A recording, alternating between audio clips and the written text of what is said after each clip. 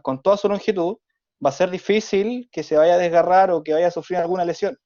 No así cuando uno trabaja ejercicio o entrenamiento de fuerza con rangos parciales, no te va a servir porque en la práctica, claro, tú vas a dar una zancada grande, pero si tu isquiotibial, por dar un ejemplo, está acostumbrado a trabajar con una longitud más corta, lo más probable es que se te, entre comillas, se te apriete o sientas un tirón, por decirlo de alguna forma más coloquial, o en sí te puedes desgarrar. Entonces, como entrenamiento como preventivo, así como protocolo, la evidencia no existe, pero el entrenamiento de fuerza es los ejercicios más completos como para prevenir lesiones. Eso es lo que podría decir al respecto de eso. Y en casa, lo que podemos hacer para reemplazar, si tenemos algún implemento, obviamente, hacemos entrenamiento de fuerza a rangos completos, como les decía, y vamos a prevenir todo este tipo de lesiones musculares, articulares, tendinosas. Pero si no los tenemos, podemos agregarle, por ejemplo, no sé, algún implemento casero, estas típicas, están mucho de moda estas botellas de agua que le ponen un palo entre medio y hacen como una especie de barra con disco, muy bueno, lo trabajan a rangos completos, o lo otro también es hacer ejercicios isométricos, por ejemplo, hacer una estocada isométrica, te va a servir mucho. Está evidenciado que el ejercicio isométrico te sirve mucho para la salud del tendón en caso, no sé, que tengas alguna tendinopatía. Como decía Manu, deportistas que estén con algún tipo de lesión musculoesquelética, claro, el ejercicio isométrico te va a servir un montón porque te ayuda como a alinear nuevamente las fibras del tendón, te da un estímulo externo, y que se lo haces como con un buen rango, también te va a ayudar a, como les decía, que el músculo trabaje que se acostumbre el músculo a trabajar en rango completo y de esa forma vas a prevenir, vas a prevenir lesiones. A todo eso también agregar que eso también va combinado con una buena nutrición, eso lo va a hablar Javier después, pero el tema del ejercicio para prevenir lesiones va todo en conjunto, o sea, como ahora va a hablar también el psicólogo acá, que no me acordé su nombre, Ricardo, perdón, no acordarme el nombre, pero eso, va en combinación de muchas cosas.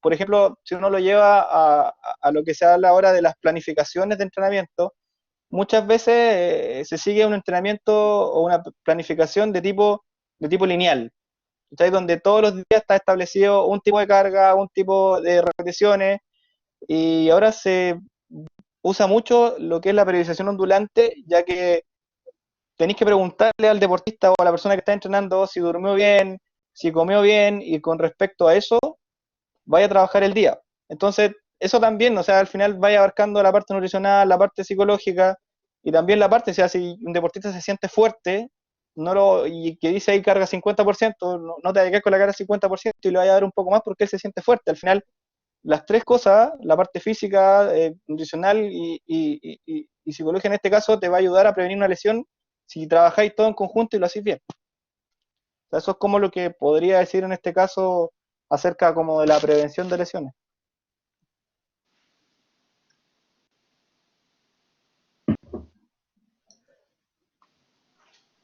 No sé si hay alguna pregunta que alguien haya escrito, Manu, como para ir resolviendo un Tenemos poco. acá consultas. Si bien estás conversando sobre planteando el entrenamiento de fuerza en este caso, el entrenamiento de la prevención de lesiones, trabajo de movilidad, don Marcelo Acuña, si no me equivoco, pregunta algún tipo de recomendación sobre cómo hacer cardio en casa. Sé que también es difícil dependiendo de la infraestructura que uno tenga, si es casa, si tiene patio, si está en departamento, si tiene sala multiuso. ¿Cómo podemos hacer, qué recomendaciones podemos dar sobre cómo podemos hacer cardio en sí? O algún ejercicio derivado al cardio en este caso. Se me ocurren hacer unos burpees, qué sé yo, algo que Claro, podamos o hacer. sea, si lo llevas como a la parte aeróbica, claro, o sea, no sé, sentadillas que eso va después con el tema del ejercicio con el peso del cuerpo, pero que en realidad, claro, podía hacer burpees, podía hacer jump jack, que son saltos elevando las manos, podía hacer skipping en el lugar, y todo ese tipo de ejercicios te ayudan a la parte aeróbica, y bueno, es un tema que viene después, pero por ejemplo, no sé, si hace una flexión de brazo y así más de 20 o 25 repeticiones es como estar haciendo un hit en realidad, es un entrenamiento como de alta intensidad que también te va, entre comillas, a cansar la parte más cardiovascular. Más que el entrenamiento de fuerza en sí, lo que vaya a estar haciendo es un poco más activando toda la parte cardiovascular y metabólica en este caso. O hacer hartas repeticiones de sentadilla, eso también te va a ayudar, o sea, te va a activar todo. A diferencia como cuando trabajáis con una sobrecarga un poquito más que activa netamente la parte de fuerza, en este caso. La otra ya, como te digo, hacer hartas repeticiones, trabajar con salto, hacer algo más dinámico, te va a activar un poco más la parte cardiovascular. Perfecto. Fabián Monilla nos tiene una pregunta por acá. Saluda a Fabián, seleccionado de fútbol de acá de la universidad, de la sede de Concepción. ¿Combinar trabajos de fuerza más trabajos de propiocepción son más efectivos o es mejor enfocar solo en fuerza? Quien nos sale una pregunta Mira, aquí en el chat. mira, yo he trabajado en el fútbol y lo he visto, obviamente, porque yo he llegado como, entre comillas, a renovar la parte del trabajo de fuerza, porque antiguamente el kinesiólogo estaba solamente en un box con una camilla y hacía masaje y listo. Entonces, cuando yo llegué, empecé a meterme un poco más en la planificación del entrenamiento y claro, por lo menos yo, en mi experiencia, eh, más que trabajar percepción, lo que he hecho con los chicos que he estado es trabajar harto la movilidad, porque la movilidad te va a ayudar mucho a ejecutar bien el ejercicio, a trabajar en rangos completos y a sentir de mejor forma lo que estáis haciendo. Entonces, respondiendo a su pregunta, yo lo enfocaría más en un trabajo de movilidad y fuerza, más que propiocepción en sí, porque al final, cuando hace trabajo de fuerza, la propiocepción va inserto en el trabajo de fuerza, porque la propiocepción, eh, tener como conciencia de lo que estáis trabajando o conciencia de tus miembros en el espacio, y cuando estáis trabajando fuerza estáis sintiendo que el músculo se estira, entonces trabajar como propiocepción, aparte del entrenamiento de fuerza, yo lo encuentro innecesario. Perfecto. Tenemos acá las preguntas que vayan saliendo, por favor, que sean a través del chat, cosa de que no tratemos de no saturar un poco la barra de la plataforma. Ya, entonces, todas las preguntas las vamos a ir recibiendo aquí en el chat y las vamos leyendo. Coque Ponce nos comenta, ¿qué ejercicio de rango completo para la musculatura de tren inferior? Porque hay sentadilla profunda, media o un cuarto de sentadilla. ¿Cuál sería de rango completo sabiendo que hay hartos estudios que dicen que la sentadilla profunda es la más peligrosa para la espalda baja? Aquí yo sé que usted tiene la respuesta porque lo hemos trabajado. Bueno, mira, en sí, obviamente, si tú claro, tú si buscas así como video, claro, te va a salir en cuarta sentadilla, media sentadilla y sentadilla profunda. Pero hay que entender también que con respecto a nuestras restricciones anatómicas, la sentadilla profunda no es para todos, ¿ya? A partir de esa base. O sea, siempre es caso a caso. Pero la idea es realizar el ejercicio con el mayor rango que te permita tu anatomía. O sea, claro, si tú haces una sentadilla y ves que llegas a 90 grados porque, no sé, existe alguna limitación en tu parte anatómica, de repente hay un fémur más largo que otro, a veces necesitas un poco elevar talones para poder llegar un poco más abajo. Entonces, todo va a depender siempre caso a caso. O sea, yo le podría decir a él que él necesita media sentadilla y con eso está haciendo una buena sentadilla para su condición, a diferencia de otra persona que puede llegar a un buen rango abajo casi tocándose los glúteos con los talones y también va a estar bien. Y eso de que la sentadilla profunda es como lesiva para la espalda baja, no, o sea, si tú lo trabajas bien, ningún ejercicio es lesivo si tú lo haces de buena forma y lo haces bien asesorado y lo haces previo a una buena activación muscular, porque no es llegar y meterse bajo una barra, hay un trabajo previo, o sea, buena activación de la musculatura abdominal, unos buenos trabajos de movilidad, eh, buena activación de glúteos que juegan un papel fundamental en todos los ejercicios de tren inferior. Entonces, respondiendo a su pregunta, no hay un ejercicio que sea lesivo, como dice él, siempre y cuando se realice de buena forma. O sea, yo puedo hacer una sentadilla profunda sin problema y no voy a estar jodiendo la espalda baja porque mi anatomía me lo permite y no tengo problema y lo hago bien. Entonces, como te digo, siempre, siempre, siempre, siempre va a ser caso a caso. Perfecto. Tenemos otra pregunta por acá. Recordar que estamos respondiendo algunas dudas que puedan surgir de momento, pero también al final de los tres expositores vamos a hacer un compilado general de preguntas dirigidas a cada uno, ¿ya? Esta es la última pregunta, antes de darle el paso a Javier. Dice, ¿el ejercicio de fuerza está indicado para persona con hipertensión arterial? Y si lo estuviera, ¿cuáles serían las recomendaciones y a qué intensidad se trabajaría considerando que posee una patología de base? Esto me suena más como adulto mayor, por decir así, de alguna manera, el tipo de población. No sé Mira, cómo lo veis. no necesariamente con adulto mayor, hay personas jóvenes que tienen hipertensión arterial y sabes que responden muy bien al entrenamiento de fuerza. Por ejemplo, hace 2 años atrás yo estuve trabajando con una persona que tenía un grado de obesidad y por ende tenía varias complicaciones y dentro de ellas estaba la hipertensión arterial. Y hicimos trabajo de fuerza, obviamente monitorizado, tomando presión antes y después, trabajando con percepción subjetiva del esfuerzo, con ciertas escalas que están estandarizadas para ello.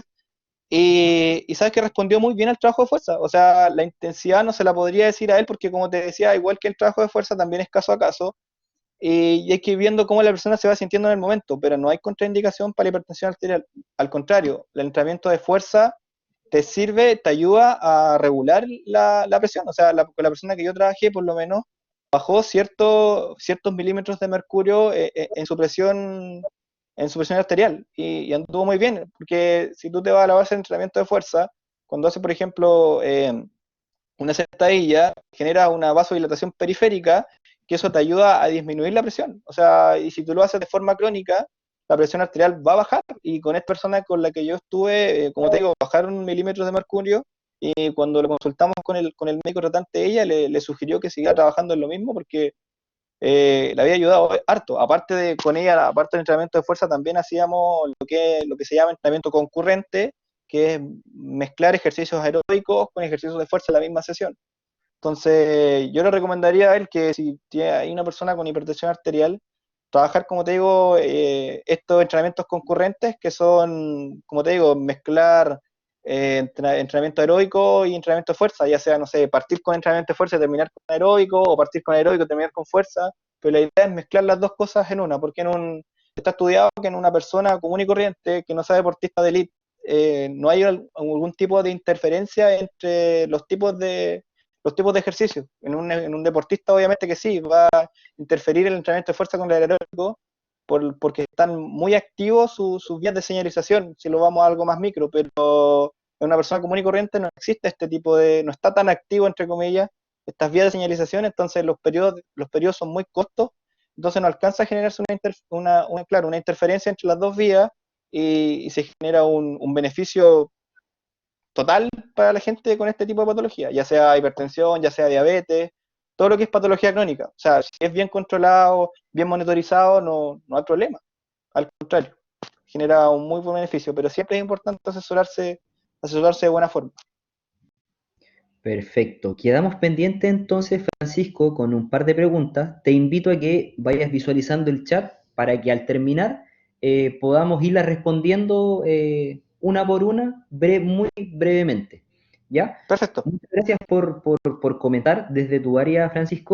Y damos al paso ahora a don Javier Gutiérrez, nutricionista deportivo, ahí con su consultora Invisible Training. Por favor, estimado.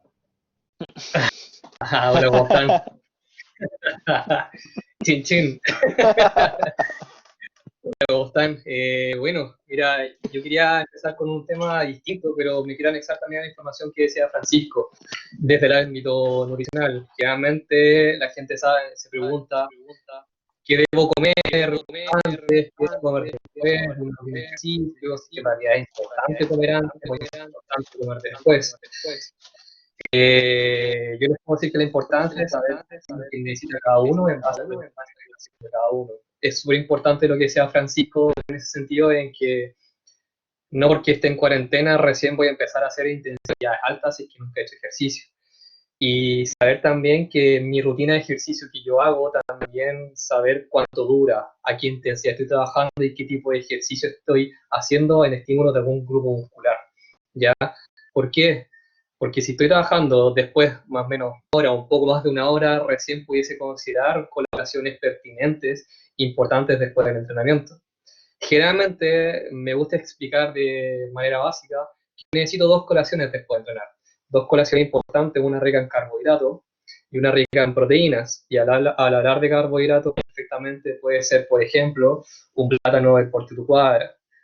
¿Ya? La intención es que esa colación rica en carbohidratos, cuando tú haces un ejercicio de una hora o más, generalmente llega a un momento de fatiga, ¿ya? La intención de esa colación es mejorar, repletar esa reserva energética.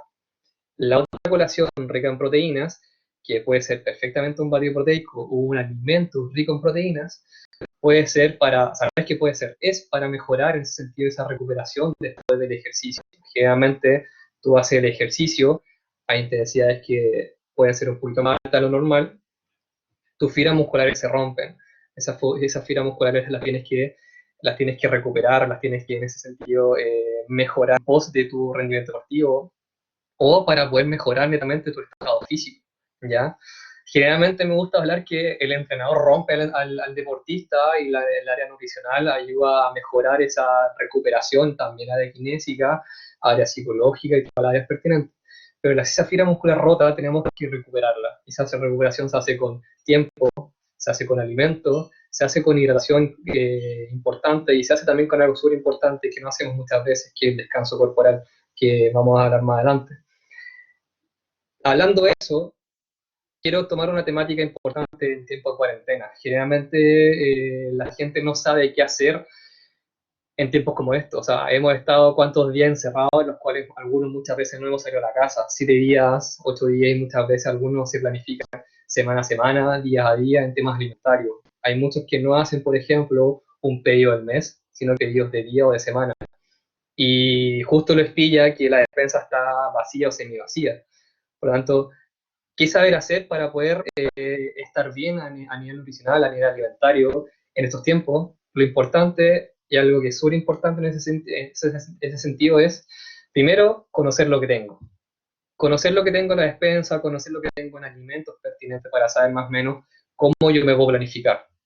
¿Ya? Si yo tengo la cantidad de alimentos necesaria, tengo que planificarme en base, por ejemplo, en planificarme en horarios de alimentación. Esos horarios de alimentación, considerarlos también a qué momento estoy trabajando. Si hago desayuno, a qué hora pertenece ese desayuno. Por lo tanto, si el desayuno empieza a las 8, me tengo que levantar más temprano para hacer ese desayuno. Por lo general me gusta hablar que ese desayuno sea a las hasta máximo 9, 9 y media de la mañana. ¿Por qué? Porque después vienen las siguientes comidas.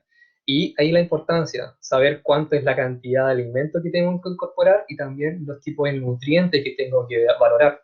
Y ahí estamos velando por las propiedades básicas de una alimentación saludable. La cantidad, la calidad, en ese sentido que haya una armonía y una adecuación de su alimento, ¿ya? No es lo mismo comer en un plato como este que comer en un plato como este. O ya considerar un plato un poco más chico, ¿ya? A nivel visual también es importante estimular mis órganos receptivos, verificar qué es lo que estoy viendo, saber en ese sentido qué es lo que estoy oyendo al momento de masticar alimento, saber qué sabe en boca ese alimento y también el olor. Generalmente también aducimos los olores a momentos de infancia, momentos que en realidad son ricos en información, que también es importante. Ahora actualmente yo sé que gran parte de los que estamos aquí nos conectamos, estamos gran parte del día conectados al frente de un computador, mirando un celular, viendo televisión, estando muchas veces gran parte del horario de la semana o de sentados siendo sedentarios. Verifiquemos que ese sedentarismo cambiémoslo, o esa inactividad física cambiémoslos por movimientos diarios, movimientos por tiempos, que en realidad si estoy una hora sentado, pucha, me tengo que mover a hacer algún movimiento con la intención de hacer un cambio repentino diario. Pero ese cambio repentino tiene que ser estructurado. ¿Por qué? Porque no, tengo que planificarme a nivel alimentario y esa planificación alimentaria tengo que ver, por ejemplo, si voy a hacer un desayuno, si voy a hacer un almuerzo, una onza, una cena y colaciones pertinentes, qué es lo que tengo, y de ahí ver lo que tengo, planificar lo que tengo que comprar. Y cuando yo planifico lo que tengo que comprar, recién ahí voy a verificar, ahora que en tiempos que tenemos muy poco tiempo para hacer esas compras, ir puntualmente al supermercado o mejor aún a los negocios cercanos, apoyando también a la persona que está con bajo público en ese sentido. Así nos estamos apoyando entre todos. De ahí la importancia de saber en ese sentido si es que en realidad me estoy alimentando bien o me estoy alimentando mal. Cuando hablamos de cantidad, le hablé más o menos de temáticas de platos, pero también le puedo hablar, por ejemplo, de vasos. No sé si se ve la diferencia entre un vaso o una caña y un vaso un poco más chico, pero es muy importante que a mí me gusta mucho explicar, a mí me gusta comer con pala. Y cuando digo con pala es una cuchara grande, ¿ya? Pero la idea es considerar una porción importante, algo que sea necesario para mí, para la cantidad. Un ejercicio súper importante al momento de comer es la cuchara en la boca y soltar la cuchara. Masticar, hacer el proceso de masticación, hacer el proceso de deglución, sentir todas esas sensaciones corporales para saber que en realidad esa información que estoy incorporando al alimento también me llega acá. Porque muchas veces terminamos de comer, pasa media hora y voy a la cocina, abro el refrigerador y saco cualquier cosa. Y ahí la importancia, ¿tengo ansiedad por comer? ¿Tengo sed? ¿O en realidad debo comer? ¿Ya? Muchas veces la sed se confunde con la ansiedad de querer comer algo. Y ahí les puedo decir que, por ejemplo, si actualmente no estoy teniendo ese hábito de hidratación diaria, perfectamente si como 5 veces, 6 veces al día, o 3 o 4 veces al día, antes de cada tiempo de comida, antes del desayuno, antes de tu colación, un almuerzo o una once cena, tomarse un vaso con agua o 200 cc de agua. La intención es hidratar durante el día. Si a lo que habló Francisco en ese sentido, si estoy haciendo ejercicio y por consiguiente si hago ejercicio mejoro el nivel de composición corporal en base a masa muscular, el músculo es 67, perdón, 65 a 70% agua, un 20% proteínas y 5% sal inorgánica. Claro, quiero tener más masa muscular, pero en realidad me estoy deshidratando porque no estoy consumiendo agua. Estoy alimentando bien con ámbitos proteicos o alimentos ricos en proteína, pero en realidad me falta esa segunda parte, la hidratación. Hidratar bien ese músculo, porque si ese músculo aumenta, ese músculo va a sacar agua a alguna parte y a sacar agua de las células corporales que en realidad no debiésemos tener esa problemática, debiésemos rehidratar constantemente. No sé si les va quedando más claro en ese sentido. No, perfecto. Eso responde un poco a las dudas que iban saliendo en este caso que planteaba María José y Franco también respecto a la saciedad, a los momentos de calma, eh, al mismo tema también de no saber si estoy comiendo porque tengo hambre o porque en realidad estoy ansioso o porque en realidad no sé qué está pasando, pero necesito saciar ese instinto, digamos, que tengo con la comida. Entonces, más o menos va un poco en las preguntas que se enmarcan. Por acá, Coque Ponce también nos pregunta, ¿qué proteína y grasa es más beneficiosa y de mejor calidad para el deportista? ¿La proteína y grasa animal o la proteína y grasa vegetal? Te lo comento porque a nivel de Universidad San Sebastián tenemos muchos estudiantes que son deportistas de nuestras selecciones, pero que también han elegido el camino de no comer carne, traduciéndolo en que algunos son vegetarianos o vegetarianas y otros que ya más inclinados un poco al veganismo, ni siquiera consumiendo productos lácteos, etcétera. Si nos puedes hablar un poco de eso, Javier, y luego pasamos a la siguiente pregunta. Sí, mira, lo importante de esto es todos los tipos de alimentación son factibles de hacer. O sea, el ser vegano, el ser vegetariano, el ser omnívoro, el ser el que come puro pescado, el que come puro huevo, pero también vegetales, o netamente saber que ya de hoy día a la noche en la mañana voy a cambiar mi alimentación a ser vegano.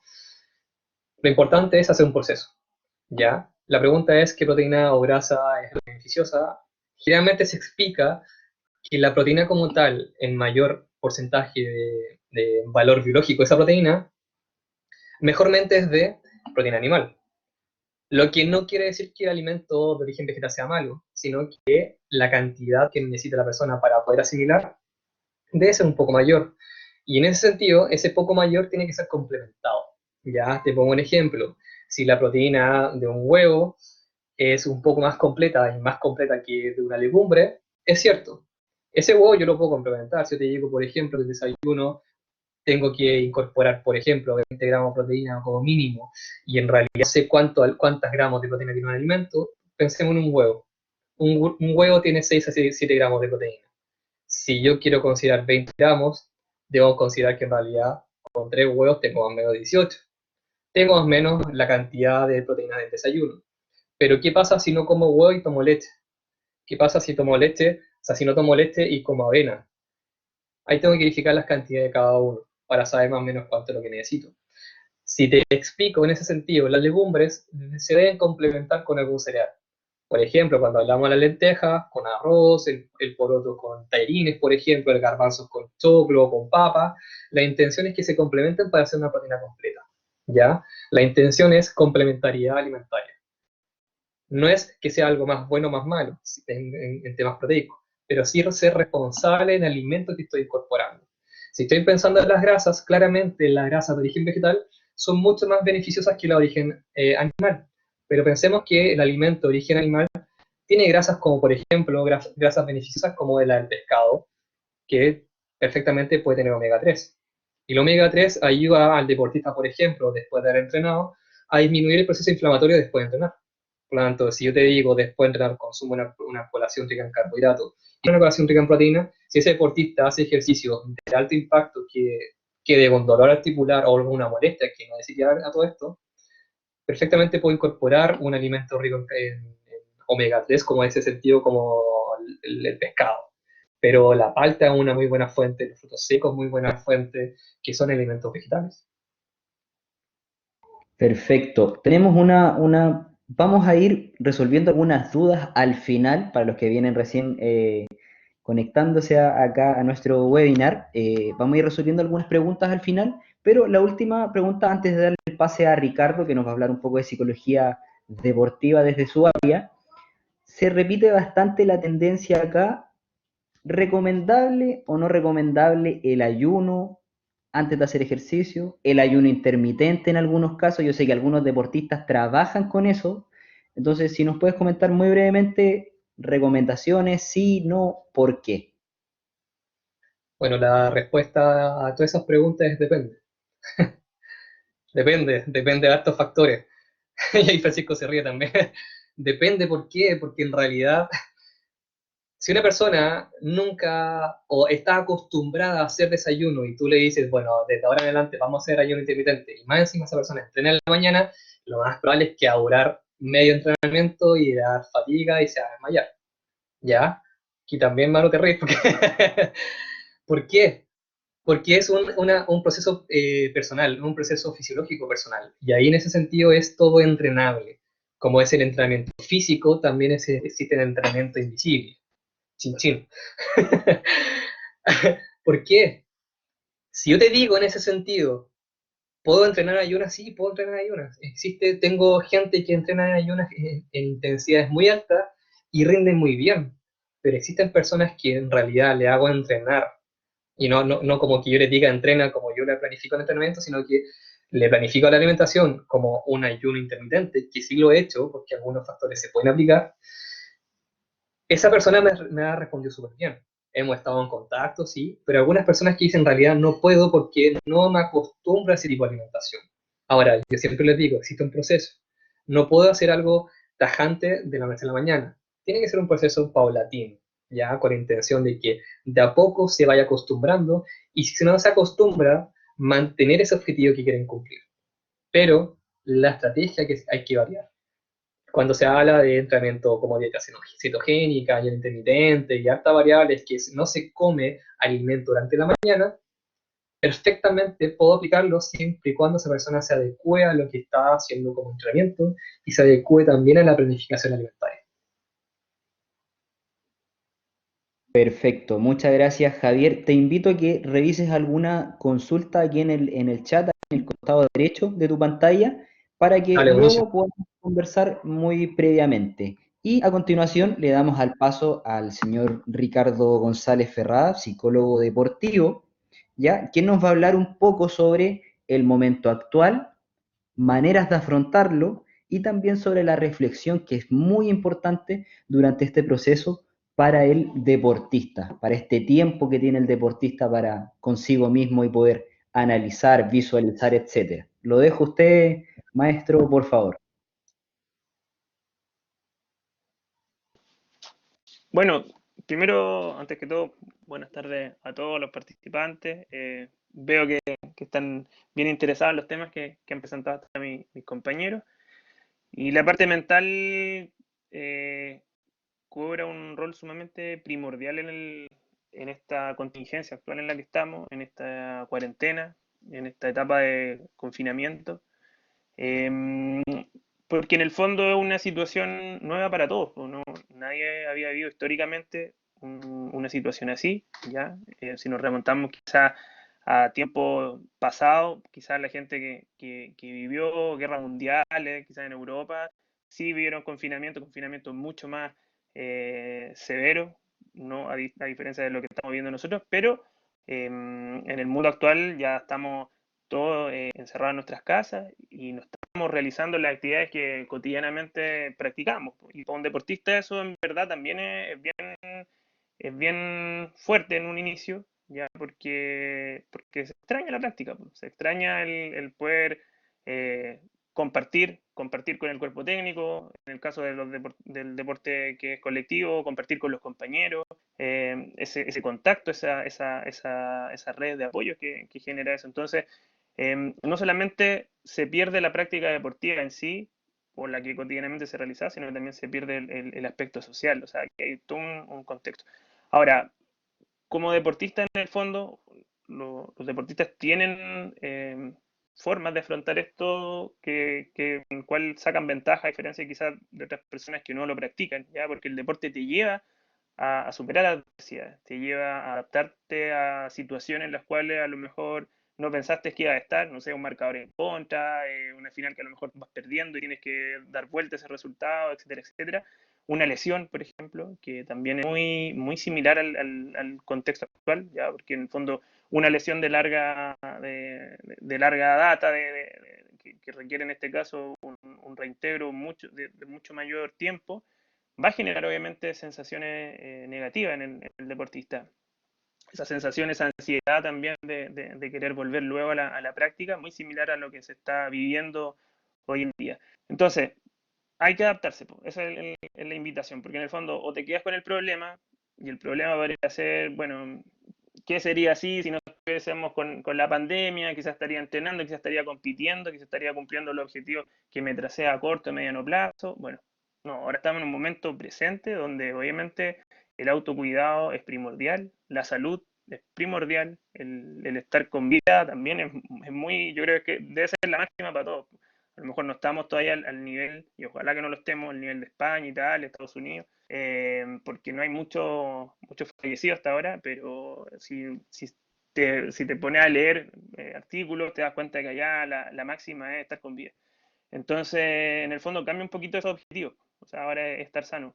Y, y lo otro también, en el fondo, es buscar esa adaptación, pues, o sea, a partir de los implementos que tú cuentes, a partir del espacio físico donde tú estés, en este caso, tienes que continuar con tu práctica deportiva, tienes que continuar también con tu rutina, ¿ya? Ahora, tenemos un tiempo muy libre, muy flexible, pero en el fondo va a depender de cada uno en cómo lo organiza, y cómo lo administra, cómo también aprovecha ese tiempo. Y ahí se da el espacio para la reflexión, porque estamos en un momento como, entre comillas, una pausa, pero tiene que ser una pausa activa y una pausa donde nos pongamos a reflexionar. ¿Cómo estoy? ¿Cómo me siento? ¿Qué estoy sintiendo? ¿Ya? O sea, es normal que ahora, a 3 semanas de estar en cuarentena, aparezcan esas emociones negativas, la frustración, la incertidumbre, el miedo, ¿ya? Quizás muchos pueden estar un poquito bajoneados, medio deprimidos, entonces es normal. Y a partir de eso, decir, ¿qué voy a hacer yo? O sea, ya, tengo estas emociones, perfecto. Quizás en algún momento se me viene alguna idea racional como, no sé, no estoy siendo competitivo, siento que estoy engordando, siento que no me estoy moviendo mucho. Bueno, perfecto. ¿Qué estoy sintiendo? ¿Qué emoción estoy sintiendo? Entonces, cuestionarse, o sea, ¿será lógico lo que estoy quizá pensando? al final, en el fondo, siguen siendo deportistas.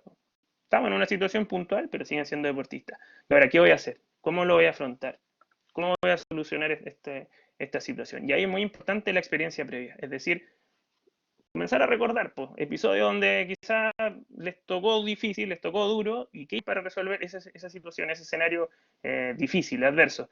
Eh, También ocupar la experiencia de los demás, ya, y bueno, y pueden ser mismos compañeros de equipo, también pueden ser algunos deportistas, modelos, ya, que a lo mejor hayan resuelto alguna situación compleja. Yo, por ejemplo, hace poquito le di una charla a los chicos de la UDEC y les comentaba, o sea, hay deportistas que son paralímpicos, que practicaban un deporte X y, bueno, perdieron alguna extremidad y ellos nunca renunciaron a su sueño.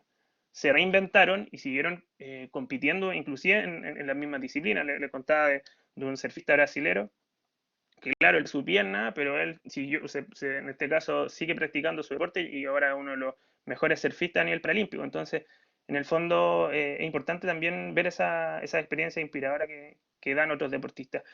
Y también descubrir nuevas soluciones. O sea, este momento es importante también la práctica meditativa, ya el poder también generar esa detención de algunos pensamientos que están ahí flotantes, que rumean y que nos inquieta. Y la meditación práctica creo que es la más efectiva para poder detener esos pensamientos. Entonces, al final, este escenario es una invitación, una invitación para todos para sacarle mucho provecho, mucho provecho. Además, contamos con la tecnología que nos acerca. Imagínate, esta instancia la podemos realizar por estos medios en el fondo. Y también he visto a muchos colegas haciendo aportes. Inclusive creo que hasta nos estamos reuniendo más ahora que estamos confinados que cuando uno está físicamente ahí con la máquina. Entonces son instancias únicas pues, e históricas también, entonces hay que echarlas. Súper. Ricardo, bueno, nos comenta el profesor Álvaro Padilla que él es nuestro entrenador de la selección de atletismo de la USS Concepción, que es algo, nos comenta que esto es algo nuevo para todos nosotros, sin duda alguna, es algo que, como bien mencionas, no ha tenido precedentes anteriormente.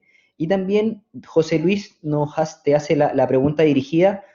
Ricardo, ¿tienes algunas tareas o actividades que puedan ayudar para recuperar la motivación en la actividad física? En este caso, me imagino que se refiere tanto a las personas que no son deportistas, que están presenciando este webinar, como también para aquellos deportistas, en este caso, que han perdido, y que lo has mencionado, han perdido esa hambre, esa motivación que te da la competencia, que te da el día a día. Claro. La motivación siempre va a ir acompañada del objetivo que se proponga cada cual.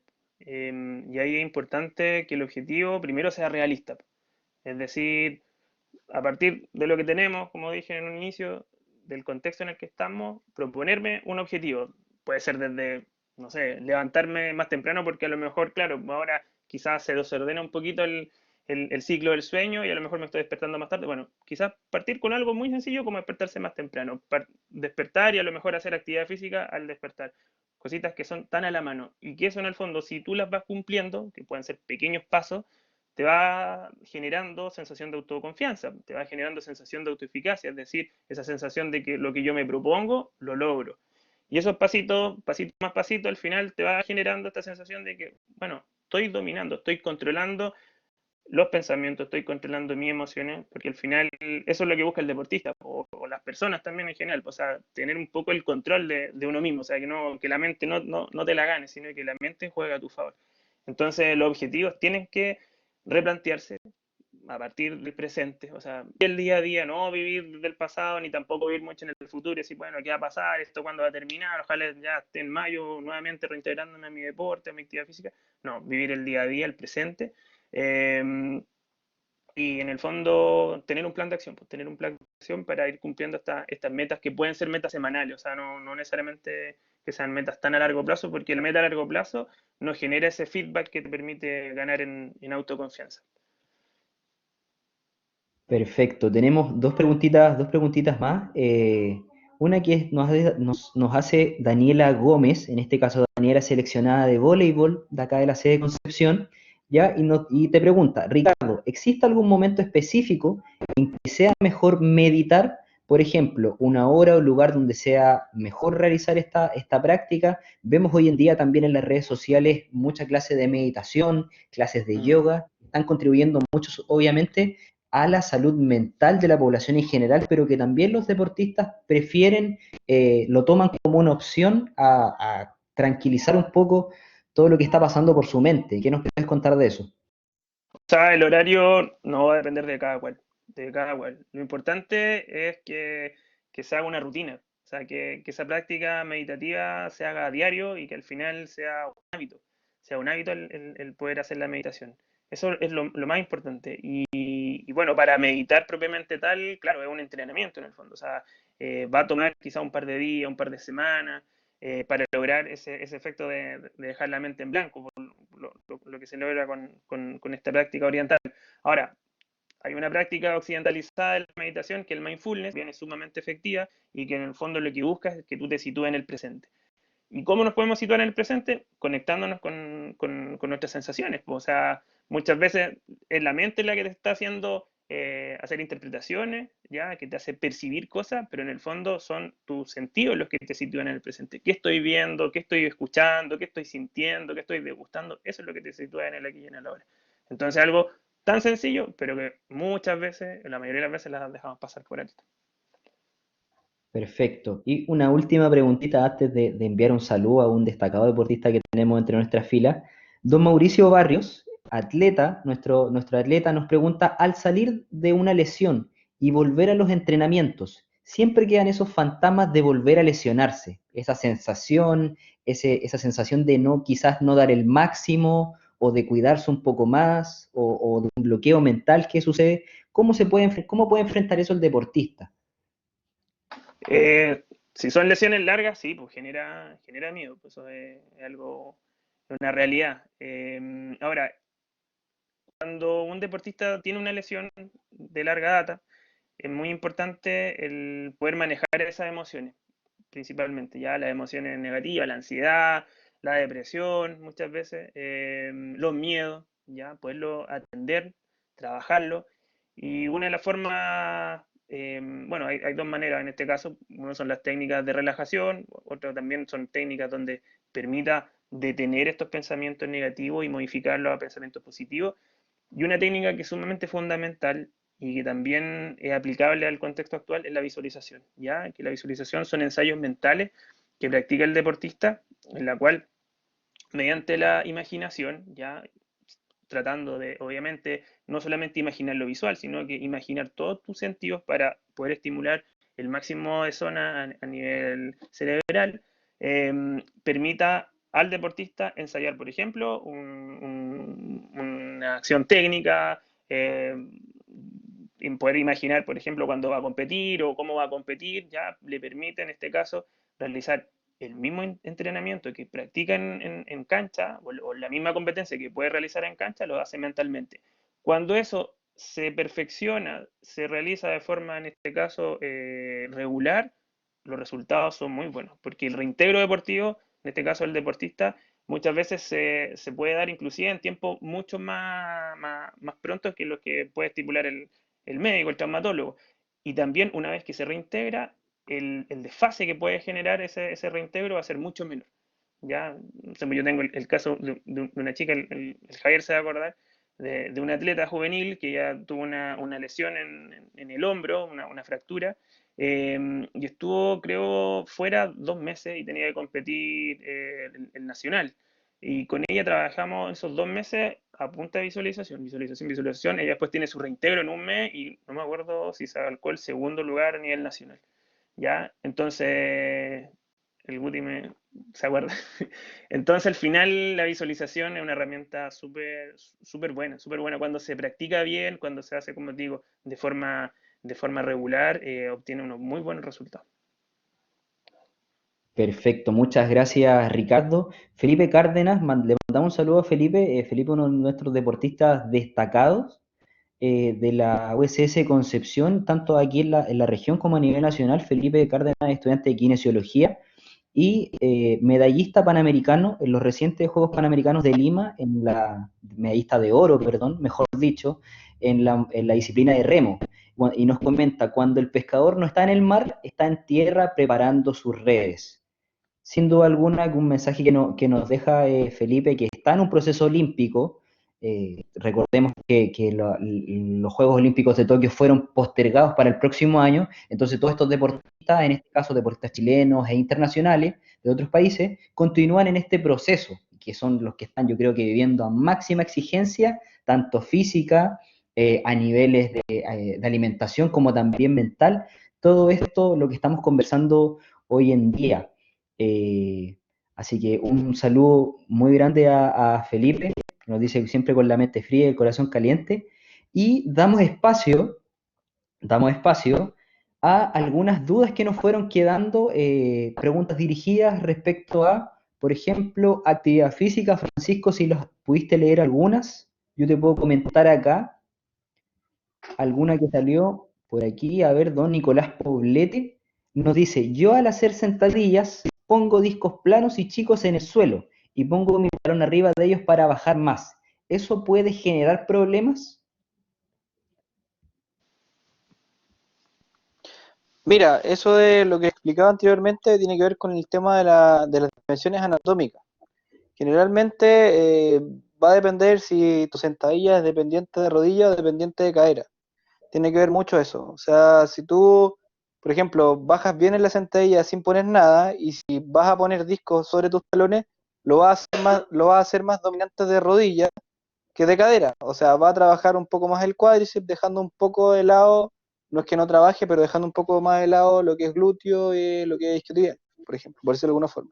Y si tú sacas los discos y lo haces normal, vas a hacer una sentadilla un poquito más dependiente de cadera y vas a trabajar un completo, o sea, va a trabajar toda la musculatura de muslo, cuádriceps, isquiotibiales, más glúteo. O sea, va a depender, como te digo, va a depender mucho de las dimensiones anatómicas. No puede decir, no, la sentadilla con elevando los talones está bien, porque no sé cómo lo hace. Entonces es difícil responder una pregunta sin ver cómo hace la sentadilla. Entonces hay muchos elementos involucrados ahí que hay que ver. Como te digo, la técnica, la dimensión anatómica, cómo lo hace, cómo la percepción que tiene del esfuerzo, qué músculo siente más. Porque igual es importante, porque por ejemplo hay muchos que una sentadilla siente mucho más el glúteo y en otro una sentadilla siente mucho más el cuádriceps. Y eso va a depender, como te digo, si es un fémur más largo o más corto. Entonces, uno va a sentir más la rodilla, en otro va a sentir más, o sea, va a sentir más el cuádriceps, otro va a sentir más el glúteo. Entonces va a depender mucho de eso, de las dimensiones anatómicas y de cómo él lo siente. Si esto claro, hay mucha ciencia detrás, pero siempre hay que ir evaluando caso a caso. Perfecto, muchas gracias, Francisco. Pasamos a otra pregunta dirigida para Javier, en este caso, que la plantea el señor Ignacio preguntando, ¿cuál es tu opinión de los polifenoles?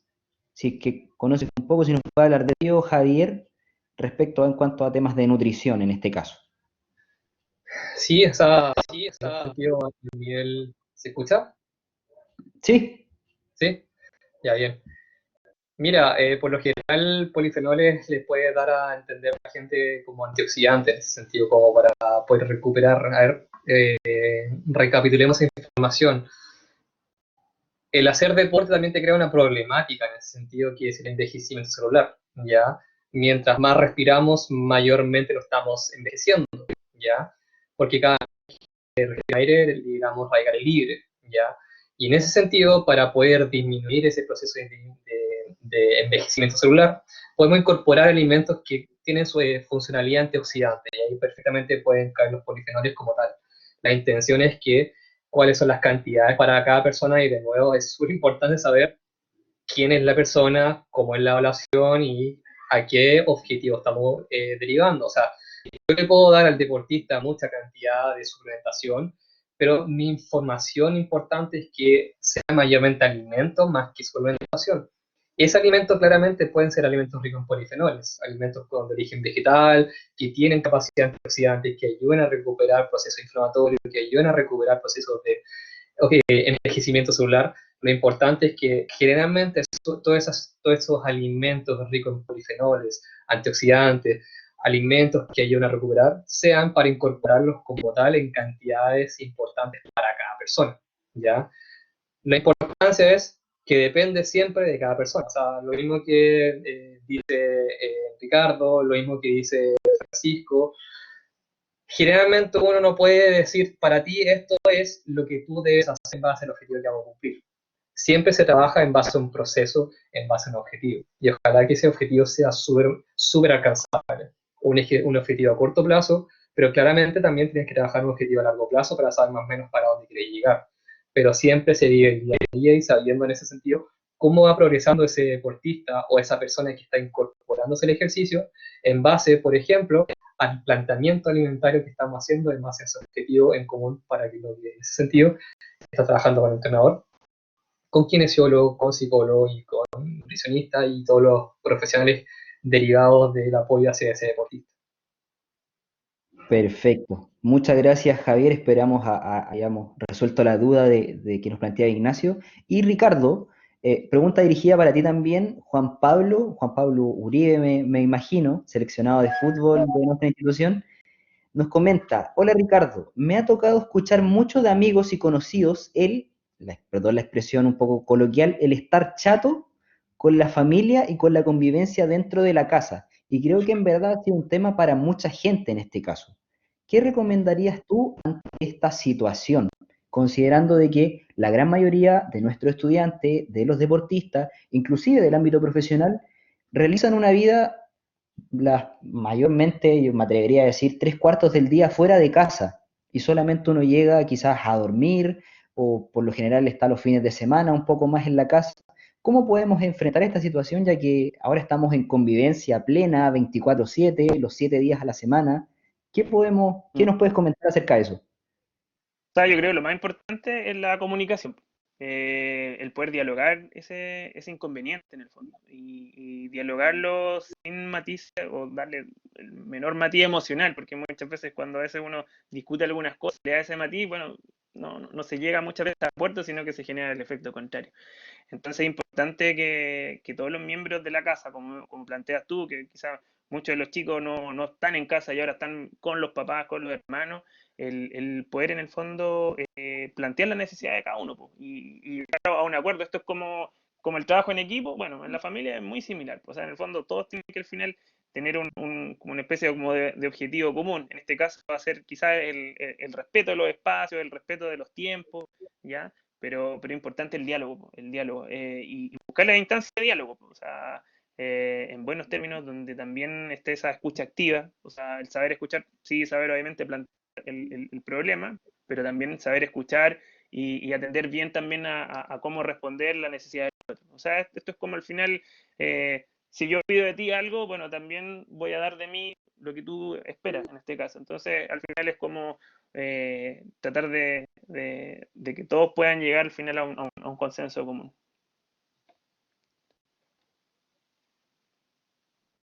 Perfecto. Muchas gracias, Ricardo. Entonces esperemos que hayamos resuelto un poco la duda que nos presentaba Juan Pablo. Para ir cerrando, quedamos con una última ronda de preguntas, ¿ya? Dirigidas a cada uno de ustedes que han ido saliendo aquí. Francisco, Matías Muñoz nos comenta: ¿cómo sería la estructura? Esto es un poco más técnico, digamos, pero podemos resolverlo en palabras simples.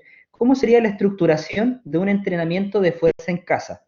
Ya que en la mayoría de los casos no se puede llegar a una RM, una repetición máxima, la sigla abreviada RM, con un peso relativamente pesado.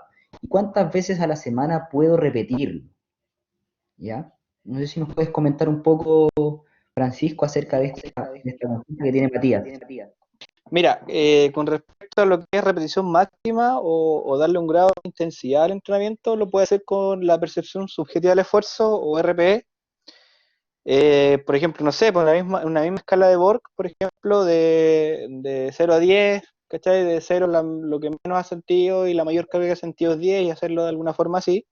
Y lo haces como 1 al 10%, 5 al 50%, 8 al 80%, por ejemplo. Y 10 es el 100% de tu RM, por decirlo de alguna forma.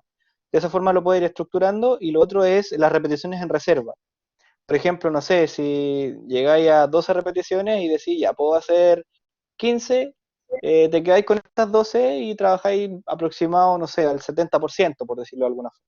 Entonces, de esa forma uno puede estructurar un entrenamiento de fuerza basado en la intensidad sin tener claro cuáles son tus RM. No sé si es si respondo a su pregunta. Y con respecto a cuántos días a la semana puedo entrenar, dependiendo de la periodización que tengas, puedes entrenar todos los días. Eso va a depender del volumen de la semana. Por ejemplo, no sé, si entreno 2 veces a la semana y te hago, no sé, 10 repeticiones un día y 10 repeticiones el otro. Si lo hago en 4 días, hago la mitad del volumen y termino con el mismo volumen semanal y trabajando más días. Pues eso va a depender mucho del entrenador que tenga y de cómo se lo haya priorizado, dependiendo de los días que tenga él disponible como para entrenar. Perfecto, muchas gracias, Francisco. Javier, consulta acá, don Cristóbal Moya, seleccionado de fútbol también, juega en tercera división igual en Club Deportivo Nacimiento, y nos consulta yo creo que esto nos puede surgir la duda a varios deportistas en ese caso, incluyéndome, ¿ya? Incluyéndome. ¿Existe alguna contraindicación de usar café como estimulante previo al entrenamiento dentro de este contexto de cuarentena donde hay una desregulación del sueño y aumento de ansiedad? ¿Y qué sería lo óptimo? ¿Medirlo en taza, medirlo en gramos, entiendo vender unas cápsulas de café también? ¿Qué nos puede contar un poco acerca de los mitos y realidades del café en este caso, don Javier? Sí, buenísima pregunta. Mira, en relación al café, primero saber en qué momento del día entrena. No es lo mismo si entrena en la mañana que entrena en la tarde o entrena en la noche. Si entrena en la noche y más encima tiene problemas de quedarse dormido, lo más probable es que el entrenar de noche va a estar activo físicamente, va a estar activo también neuronalmente. Por lo tanto, algunas personas que entrenan mucho generalmente también tienen problemas de sueño al quedarse dormido.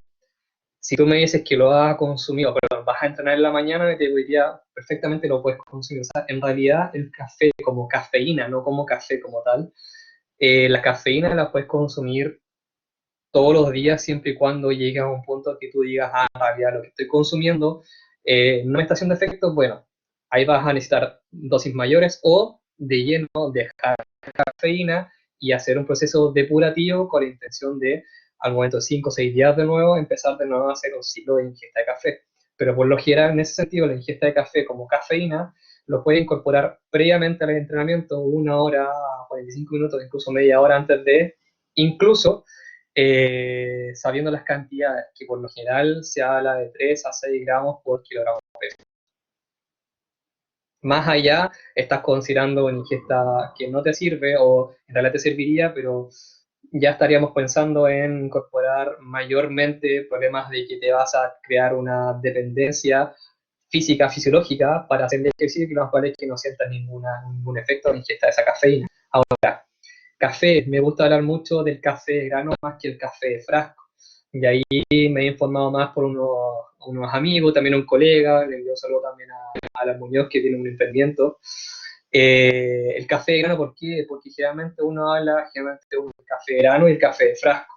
El café de frasco es una baja cantidad de cafeína como tal que te presenta ese café, y el café de grano, pucha, tú puedes consumir hasta 5 o 6 cafés al día y no te crea un efecto digestivo, te crea una problemática de acidez o de reflujo o algo del estilo. Por lo tanto, esa es una muy buena variable si quieres considerar un suplemento como tal, como cafeína, como café, o ya las pastillas cafeína estás considerando los miligramos por kilogramo peso.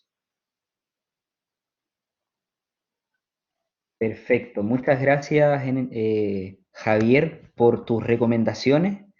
Quiero hacer Parece, un alcance. dígame. Lo que pasa es que había una persona que escribió por ahí diciendo retención líquida.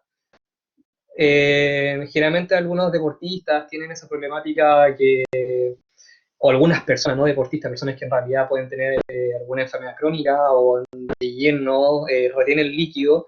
Lo importante es que esa persona se mueva y esa persona se hidrate. Generalmente dicen tengo retención líquida, hoy tengo que eliminar líquido. La única forma de eliminar líquido es moverse y consumir agua. Consumir agua como tal con la intención de hacer trabajo renal. La idea es que tus riñones funcionen bien para hacer eliminación de líquido. Ahora, preguntarse si esa persona es hipertensa o tiene una patología previa, porque lo más probable es que si tiene retención líquida puede también ser una problemática de otro tipo, una enfermedad que ya tiene y que puede que no la esté tratando, ¿ya? Pero por lo general se le explica a la persona que es importante que se mueva, importante que en los momentos que estamos actualmente que la persona se mueva, pero también que incorpore ingesta líquida durante el día. Recordemos de nuevo que el cuerpo son 65-70% de agua. Necesitamos hidratar, necesitamos descansar y necesitamos también hacer un trabajo previo. Perfecto, muchas gracias Javier. Tuvimos creo que un pequeño problemita con Ricardo, que se quedó sin señal parece, pero ya para ir terminando este webinar voy a dejar una información acá a su costado derecho en el chat, que es los Instagram de nuestros expositores por si quieren seguirlos, pedirles alguna recomendación quizás, ver su trabajo, etcétera. Siempre es bueno promocionar en este caso las buenas prácticas y también les dejo el link de la encuesta que estamos aplicando para las más de 50 personas en este caso que se encuentran presentes en la sala. Link de la encuesta porque nos ayuda mucho, mucho a saber qué otras temáticas a futuro podemos ir abordando a través de estos webinars. Independiente que continuemos en cuarentena o no, esta es una muy buena oportunidad de poder tratar distintos temas junto a profesionales y queremos saber su opinión, qué les pareció, qué temas les gustaría abordar, etcétera, etcétera, etcétera. Don, estimado, le iba a decir don Francisco, pero no, creo que no obliga. Manu, No, Francisco, cuénteme. que sabes que vi una pregunta que me gustaría responderla. Era una persona, no me acuerdo quién era, pero preguntó si era efectivo o si se podía realizar el HIIT en diabético. Bueno, le respondo, o sea, como le explicaba anteriormente, las patologías crónicas, la indicación de ejercicio más allá del HIIT o algo así, es como les decía, el entrenamiento concurrente, que es mezclar el entrenamiento de fuerza con aeróbico. Y con respecto al diabético, Javier igual me puede ayudar un poco, siempre hay que ver si la persona comió o no comió, si la persona está tomando medicamentos o no está tomando medicamentos, porque el ejercicio ocupa glucosa. Entonces, si la persona no come, bueno, puede ser, bueno, la persona no come, más encima toma una pastilla que es hipoglicemiante, con el ejercicio puede llegar a ser una baja de glicemia, la persona se puede, no sé, desmayar de alguna forma. Entonces, todo el ejercicio, o sea, las patologías crónicas se recomienda hacer ejercicio, pero siempre va a ser, como les decía, en todos los casos, va a ser caso a caso, como te digo, ver el tema de la alimentación, Javier sabe más de eso, ver el tema de los medicamentos, ver a cuánta intensidad manejar el tema de la percepción subjetiva del esfuerzo, que es re importante para una persona sobre todo que nunca ha hecho ejercicio o es sedentaria, que generalmente va a hacer ejercicio porque descubrieron que tenía diabetes y va a ir a hacer ejercicio porque el doctor le dijo, entonces jamás lo ha hecho, entonces es muy importante tener controlado todos esos parámetros. ¿Qué medicamentos toma, si se alimentó o no, la percepción subjetiva y cómo se siente, monitorizar frecuencia cardíaca en algunos casos, si es hipertenso, no sé. Y estar siempre, como te digo, monitorizándolo. Si el ejercicio es de esa forma, va a ser seguro, no va a ser ningún problema. Así que es recomendable. Perfecto, Javier. Complementando lo de Francisco, sí, o sea, es recomendable 100% que una persona que tenga enfermedades crónicas no transmisibles, diabetes, una persona tiene que moverse. O sea, el estímulo muscular de recepción de nutrientes se va también por un estímulo externo que en ese sentido es el ejercicio. O sea, si la persona se mueve, ojo que la alimentación de un paciente diabético, si está controlado mediante medicamentos, es una alimentación muy parecida a una persona normal. Solamente tienes que tener los resguardos que si va a hacer ejercicio, como dijo Francisco, que haya tenido una ingesta alimentaria previa, un tiempo previo más o menos, pueden ser 15, 20 a media hora antes, pero la intención que sea una cantidad de carbohidratos esenciales para poder hacer ese ejercicio. Ahora, si esa persona, como dice Francisco, nunca ha hecho ejercicio, tampoco le vamos a hacer un HIIT como tal. Lo más probable es que se va a desmayar, lo más probable es que vamos a tener una problemática más que una ayuda a ese paciente. Así que, de nuevo, y que es súper importante, y me gusta mucho hablar que debemos asesorarnos de capacidad dentro del área. Y aquí veo a Francisco, está Ricardo, aquí veo también a Álvaro Padilla. Tenemos a Álvaro Padilla, entrenador de atletismo. Me gusta mucho que el asesoramiento por cada persona, ojalá pregunten si es que en realidad lo que estoy haciendo está bien, o si estoy haciendo mal. Incluso con un movimiento de ejercicio, o sea, yo practico atletismo, ojalá me pueda decir que soy atleta, pero hace mucho tiempo que llevo practicando atletismo y yo iría del 2009 y no tengo una técnica muy buena para correr y llevo muchos años entrenando. Imagínate cuánto cuesta mantener o mejorar una técnica de entrenamiento, imagínate cuánto cuesta mejorar esa alimentación para la persona adecuada. Por lo tanto, siempre la respuesta para cada tipo de caso, para cada tipo de persona, es depende. Depende de muchos factores. Y por eso me gusta que ese deportista se trabaje de manera interdisciplinaria. Que los mismos profesionales que están trabajando con ese deportista sepamos también qué está haciendo cada uno con ese deportista. No que sepamos por manera externa, sino que cada uno llegue a un consenso con el mismo objetivo de ese deportista, de ese paciente o ese paciente con enfermedades crónicas no transmisibles. Pero que siempre pregunten y se asesoren. Perfecto, perfecto. No sé si quieres, salió una pregunta más, Javier. No sé si gustaría responderla o la dejamos para una No. próxima ocasión. Sí, más claro. Ya. Sí, dale, Miguel. ¿Qué tipos de, don Miguel nos pregunta, ¿qué tipos de alimentos recomiendas tanto pre y post ejercicio, teniendo en cuenta que el post ejercicios es a la hora de cenar? Pasa y se da esa tendencia que hay muchos deportistas que entrenan en la tarde-noche, que obviamente después de sus labores académicas, después del trabajo inclusive, algunos que entrenamos antes del trabajo y después del trabajo. Entonces, ¿qué alimentos poder consumir? Que es la típica pregunta, ¿no? ¿Puedo comer esto un poquito o no puedo comer, etcétera? ¿Qué recomendarías tú? Mira, por lo general explico que las colaciones previas al ejercicio sean mayormente alimentos que ellos consideren que siempre han comido. O sea, tampoco le voy a hacer comer alimentos que nunca en su vida han comprado y nunca en su vida han consumido. La idea es que si tienen fruta a mano, si tienen pan a mano, o tienen algo rico en carbohidratos, que lo importante acá es el carbohidrato previo para hacer el ejercicio. Nosotros tenemos que tener, nosotros, a ver, muscularmente tenemos reserva energética y tenemos a nivel corporal muchos kilos de grasa. A las grasas, por lo tanto, prefiero obviarlas en consumo previo. Si quiero incorporar una colación previa al entrenamiento, perfectamente puede ser un alimento rico en carbohidratos, mayormente. La gente de repente ha escuchado, no, que consumo proteínas antes, proteínas durante y proteínas después. Prefiero, y a modo de recomendación personal, que ese deportista consuma alimentos ricos en carbohidratos. Pan con miel, frutos secos, puede ser perfectamente, que los frutos secos también tienen un poco de ácido graso, frutas, batidos de fruta, de repente si la leche no te crea ninguna problemática gástrica, consume leche o una leche chocolatada perfectamente. En grandes cantidades no necesitamos lo justo y necesario para cada persona. Y post-entrenamiento, como dijimos, las dos variables, carbohidrato y proteína. Si tú me dices qué necesito después de, perfectamente puede ser, por ejemplo, un plátano tu cuarta, o me gusta mucho este ejemplo, que lo encuentro súper rico, una rebanada de pan molde integral, miel, unas 3 nueces y hacemos un sándwich.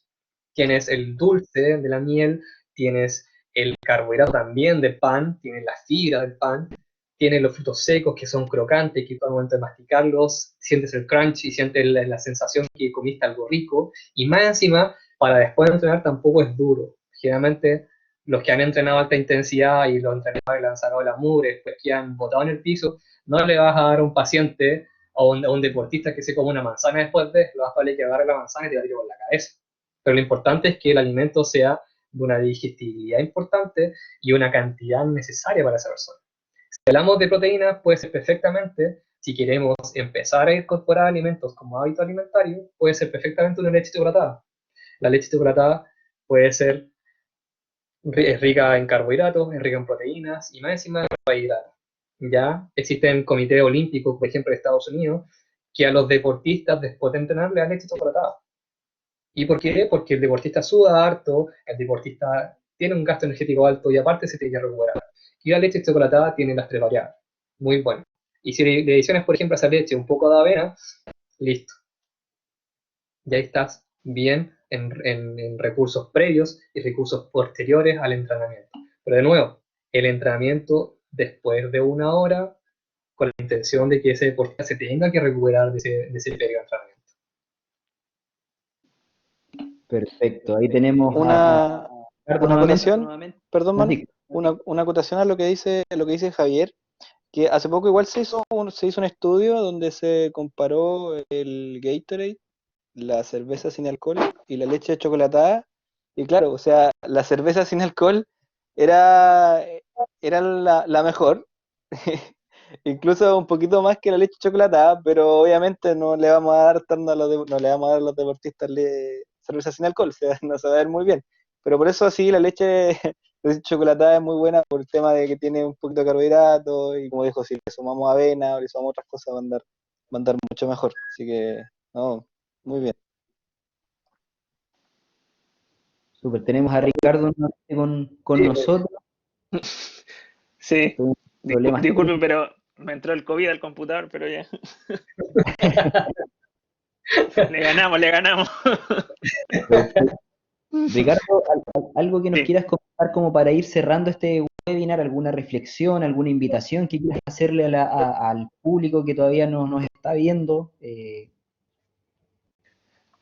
No, bueno, la invitación, insisto, de reflexionar, de ocupar este momento en el que estamos para replantearnos cosas, para también hacer un background de lo que hemos hecho, de cómo lo hemos hecho y de ver cómo estamos, o sea, cómo estamos no necesariamente con las metas deportivas, sino que como personas. Acá en el fondo también el deportista es importante que se vea que es un ser humano, po, y como ser humano está viviendo las mismas emociones que están viviendo todas las personas en estos momentos. Entonces, como seres humanos también replantearse esos proyectos de vida que tiene cada cual. Entonces, aprovecharlo, aprovecharlo. Yo sé que a lo mejor, claro, muchos pasan por momentos de estar ahí como un poquito frustrados, eh, con malas sensaciones, pero eso se puede manejar y una vez que se maneja, se canaliza, se recicla en el fondo, va a generar aprendizajes que van a servir para toda la vida en el fondo. Entonces, va a servir mucho, pues, va a servir mucho quien le saque provecho a este momento, el que aprenda a convivir con la incertidumbre, porque no sabemos cuánto va a durar esto. eh, y al final son riquezas que van a tener para toda la vida. Perfecto. Javier, ¿tú querías comentar algo para ir cerrando? no, como que no. Lo que pasa es que son súper buenas las instancias las que estamos haciendo ahora. O sea, eh, he visto que en gran parte de los profesionales del área de la salud están abiertos a dar los conocimientos. Yo creo que soy de ese pensamiento que los conocimientos están. Yo creo que generalmente se tienen que dar. O sea, actualmente estamos en una era informática. Uno busca en la cabeza, googleo y qué puedo tomar para el dolor de cabeza. La información está. Ahora, cómo se da la información y cómo yo puedo dar criterio a esa información es importante. ¿Por qué? Porque perfectamente pueden salir qué puedo comer antes y después de entrenamiento o qué ejercicio puedo hacer. Puedo googlear, puedo buscar en YouTube qué ejercicio mental puedo hacer. Lo más probable es que lo voy a encontrar, pero si alguien te lo habla desde la expertise, desde el área que estás trabajando, desde el área psicológica como Ricardo, del área física como Francisco, desde el área nutricional que estamos trabajando en deporte y más encima estamos vivenciando ese trabajo, es mucho más fácil explicarlo y darlo a entender y que la gente lo entienda. Para mí eso lo encuentro súper llamativo y lo encuentro súper bueno. O sea, he visto gran parte de la gente por vía Instagram, por vía diferentes redes sociales que están dando su conocimiento. Yo creo que estas instancias son súper buenas para los deportistas y más aún para la gente que en realidad no conoce esto, ¿ya? Y lo considero desde el área deportiva, pero también lo que está pasando actualmente. O sea, no, el coronavirus nos está afectando a todos. Ahora, ¿cómo lo podemos sobrellevar? Gratamente, con el trabajo que ha hecho Ricardo, a mí me llega mucho, o sea, el poder visualizar el trabajo que yo puedo hacer, puedo mejorar o puedo hacer una mínima reducción de mi rendimiento deportivo solamente visualizando qué es lo que yo quiero como objetivo y cómo lo puedo llevar en el ejercicio físico, cómo lo puedo hacer a nivel alimentario, también es súper importante. Así que gracias Manuel, gracias Juan Pablo por habernos invitado. O sea, yo estoy abierto a cualquier información que necesiten. Mis redes sociales están. Yo soy de las personas que si me preguntan, hablo. Me interesa dar a conocer esa información. Me interesa porque la gente debe saberla y debe aplicarla.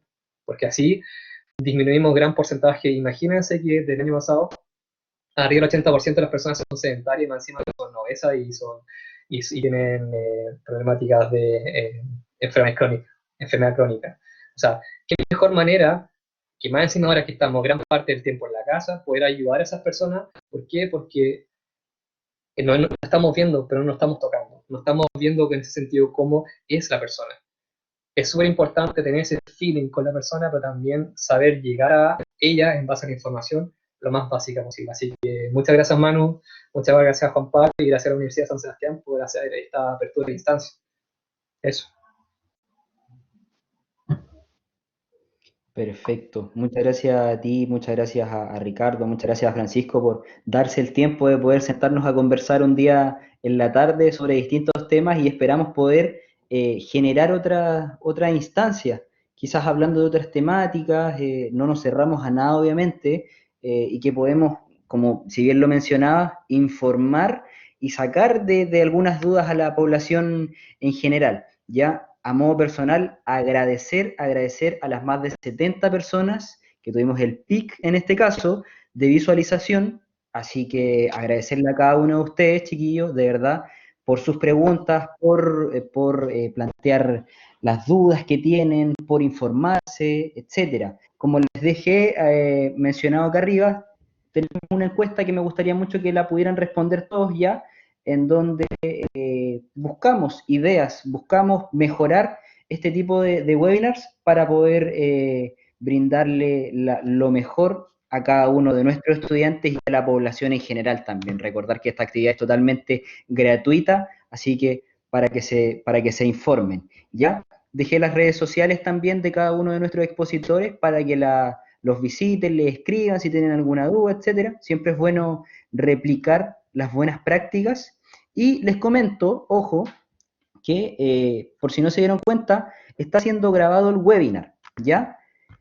Para quienes se lo perdieron o para quienes lo quieren volver a ver, ¿ya? Va a estar disponible en la plataforma vidauniversitaria.uss.cl/talleres online, ¿ya? Así que lo dejo acá, lo copio de nuevo y lo voy a dejar aquí en los comentarios para que eso mismo. Muchísimas gracias, Macarena, por tu colaboración, ¿ya?